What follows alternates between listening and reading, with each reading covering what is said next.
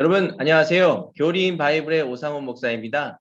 오늘 여러분들과 함께 소요리 12문항을 통해서 생명의 언약에 대해서 살펴보도록 하겠습니다.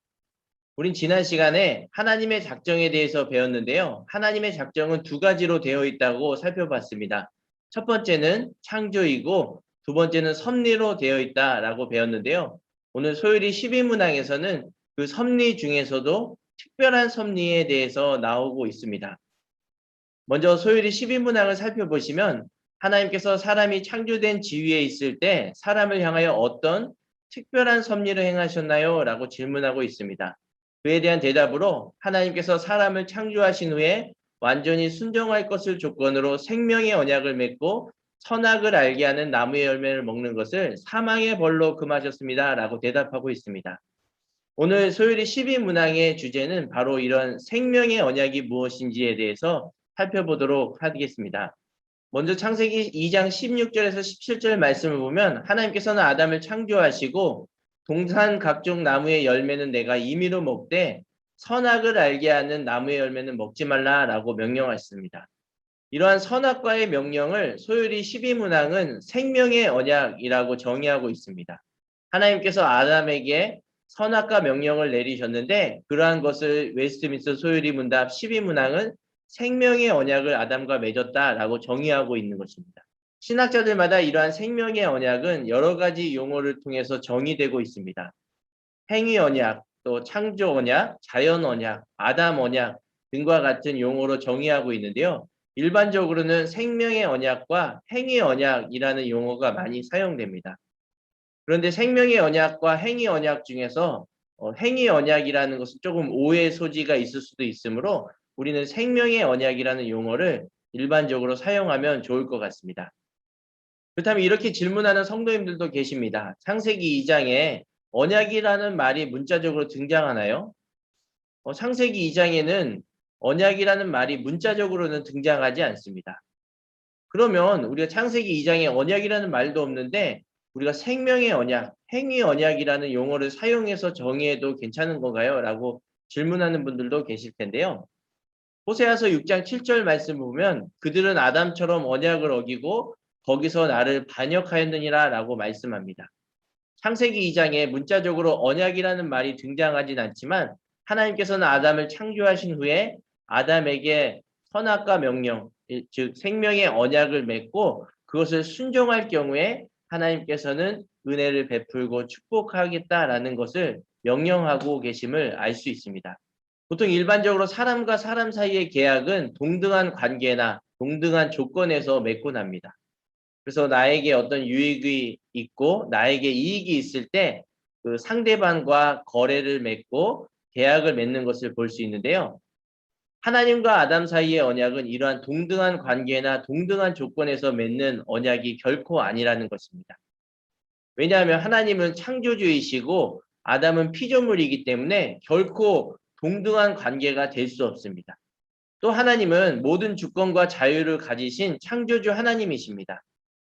그렇기 때문에 어떤 언약을 맺지 않아도 하나님이 무언가 부족하거나 모자람이 있는 분이 아니라는 것이죠. 그럼에도 불구하고 하나님은 언약을 통해서 스스로 자신의 이 생명의 언약에 묶이게 하셔서 아담이 순종할 경우에 복을 주시기로 약속하시고 또 그것을 기뻐하신 것을 볼 수 있습니다.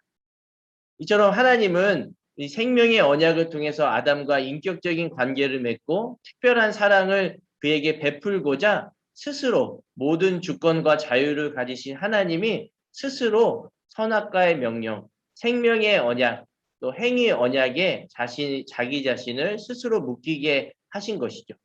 이러한 생명의 언약, 행위의 언약은 첫 번째는 언약의 기원에 있어서 일방적이라고 말하곤 합니다.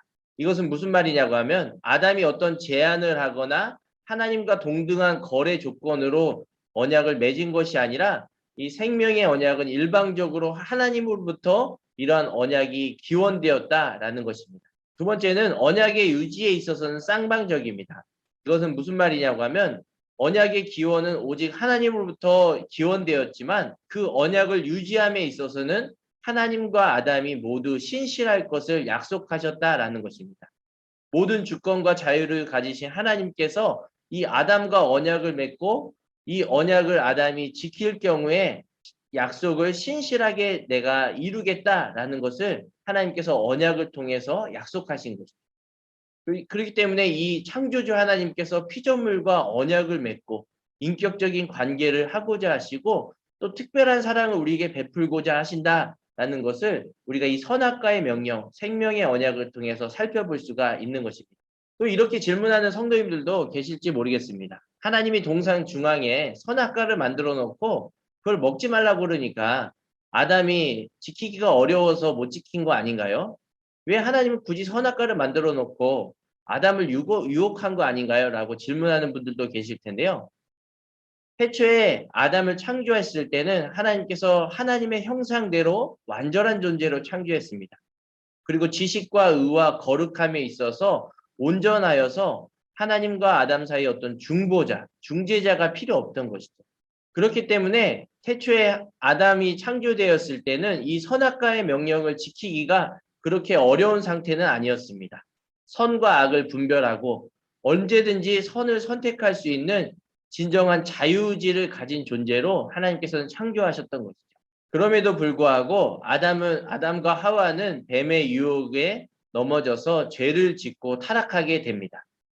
이러한 선악과 명령을 어긴 것이 하나님 때문이 아니라 하나님이 불완전하게 창조해서 그렇게 된 것이 아니라 아담 스스로 죄를 지어서 타락하게 되었다라는 것입니다.